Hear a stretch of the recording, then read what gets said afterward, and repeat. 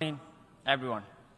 I am human rights defender and the founder of Arkan Youth Peace Network, which works to promote peace, social harmony, and human rights among the communities in Rakhine State and beyond.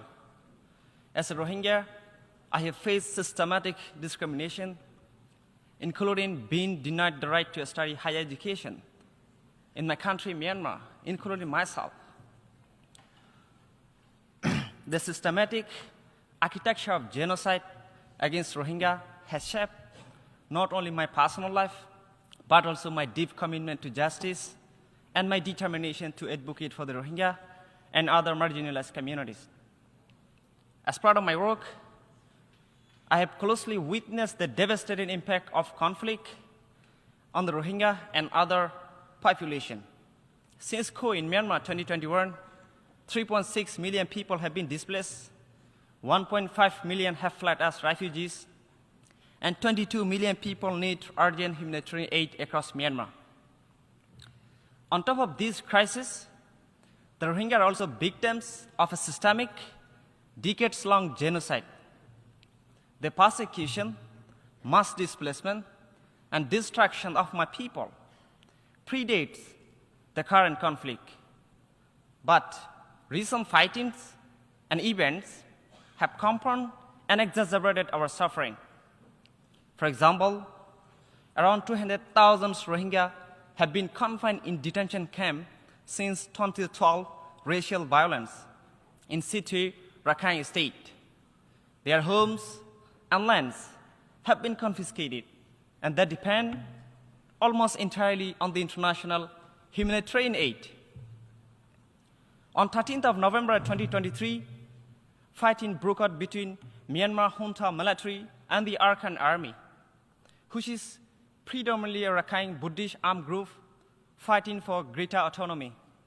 As a result, the junta blocked all humanitarian access and cut telecommunication, leaving the communities in a state of unimaginable suffering and facing starvation. In what World Food Programme has described as a full-blown disaster.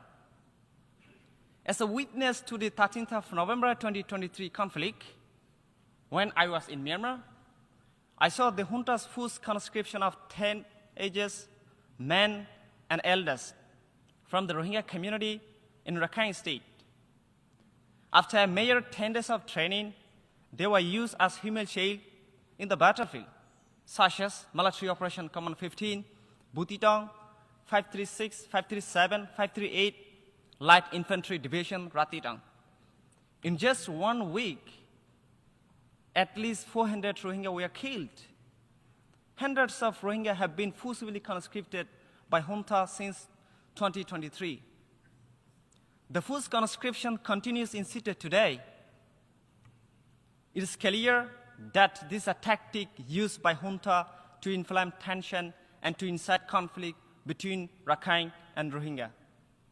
Such divide rules and tactics have been used by junta in past, for example, in inciting conflict in 2012. The junta has also escalated aerial bombardment across the country, including by using 500-pound bombs, causing rising civilian casualties. In Shokto, Rakhine State, at least 20 Rakhine students were recently killed by such bombing. Meanwhile, the Arkan army also forcibly conscripted Rohingya and have carried out arbitrary arrests, torture, massacre, and village burden. One of the gravest atrocities was Than Shau Keng Hoyasari massacre, in which over 600 Rohingya were killed. On 17 May 2024, after capturing the Butitong, Arkan army burned to ash the almost entire central Butitong, which is predominantly Rohingya area. 10 of thousands attempt to flee. Along the way, they were blocked, looted, beaten, or killed. Survivor describes sense of horror, civilians trapped inside their burning homes, and families separated. These atrocities forcibly displaced over 200,000 Rohingya in a single day, marking one of the darkest movements since genocidal campaign of 2017. On 5 August 2024, Anna River bank drone attack killed more than 200 civilians, most of them women and children. The United Nations High Commission Office for Human Rights, Amnesty International, and the Independent Investigative Mechanism for Myanmar, Human Rights Watch 45 Right, affirmed that both Myanmar military and the Arakan army have committed and continue to commit crimes against humanity against Rohingya with complete impunity. In 2017, during Myanmar military's clearance operation, which quickly turned into a campaign of terror, killed thousands of Rohingya, burned down hundreds of villages, engaged in systematic sexual violence, and forced nearly 1 million Rohingya into neighboring country, Bangladesh. We hope that international pressure, international law would end the impunity, but our suffering continues. Today, once again, more than 150,000 Rohingya have been forcibly displaced into Bangladesh. Hundreds of thousands remain trapped inside the Rakhine state, facing ongoing genocidal conditions.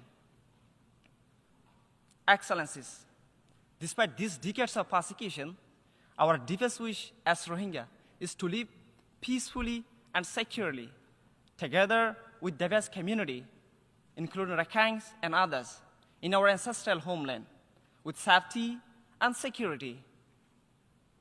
Yet, the past decade has shown that it's not possible for us without international support, without international pressure. The impunity goes on. Ending the crisis of insecurity for the Rohingya community is a task for this assembly and a task for the humanity itself. The Rohingya are on the brink. We can keep struggling and practicing resilience, but we can't survive in Myanmar without international protection. Repatriation will only be possible with genuine international protection. Without credible guarantees, justice, and security, any return would risk the repeating cycles of persecution and mass displacement. I therefore urgently call on all UN member states to establish a United Nations supervised safe zone for the Rohingya in northern Rakhine State, supported by ASEAN and other regional stakeholders to guarantee the protection of all civilians. To facilitate cross-border or humanitarian corridor from the ground of Bangladesh to ensure the sustained delivery of life-saving assistance. These are the obligations under the international law, under the Charter of the United Nations. The International Court of Justice has already ordered Myanmar to protect the Rohingya from the acts of genocide.